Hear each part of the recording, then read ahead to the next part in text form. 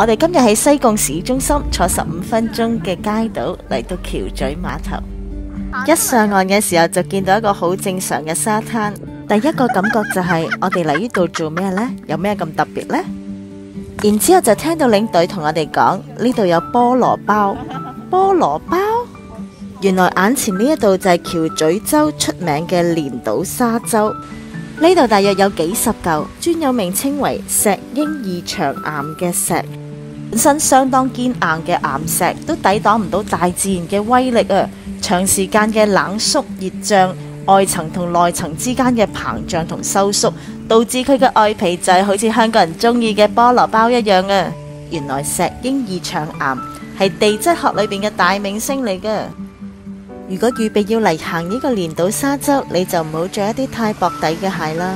並且不容忽視呢，就係要留意當地潮水漲退嘅時間，否則你會經歷摩西出紅海一樣，因為潮漲嘅時候你係睇唔到呢條路㗎。潮聲浪聲去又來，再加上風聲，感唔感受到好舒服好自如呢？呢度雲嘅層次仲好似天開了一樣啊！並且呢度嘅水質係出咗名，水清沙幽。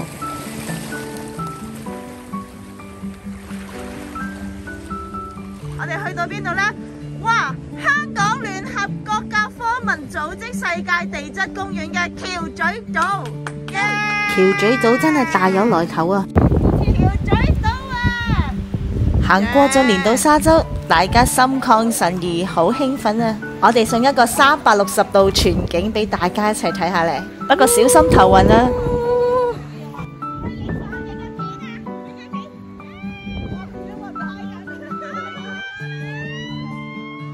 我老婆話佢想跑上去。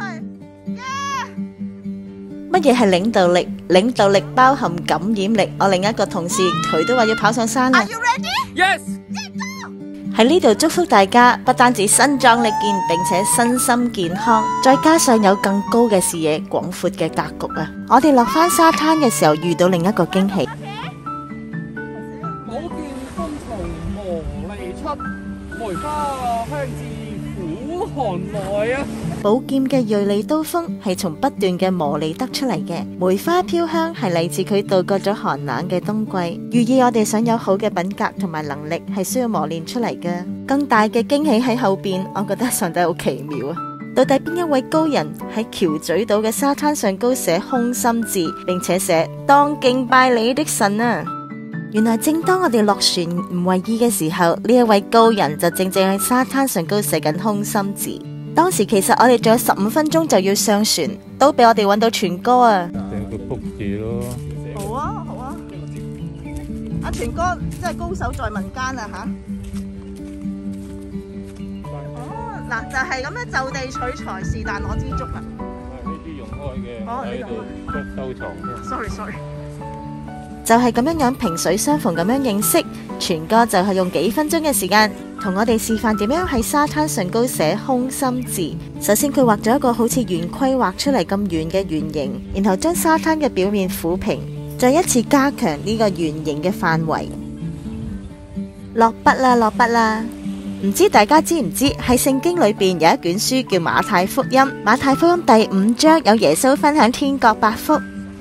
虛心的人有福了，因為天國是他們的；哀慟的人有福了，因為他們必得安慰；溫柔的人有福了，因為他們必承受地土；飢渴慕義的人有福了，因為他們必得飽足；憐恤人的人有福了，因為他們必蒙憐恤；清心的人有福了，因為他們必得見神；使人和睦的人有福了，因為他們必稱為神的兒子；為義受逼迫的人有福了，因為天國是他們的。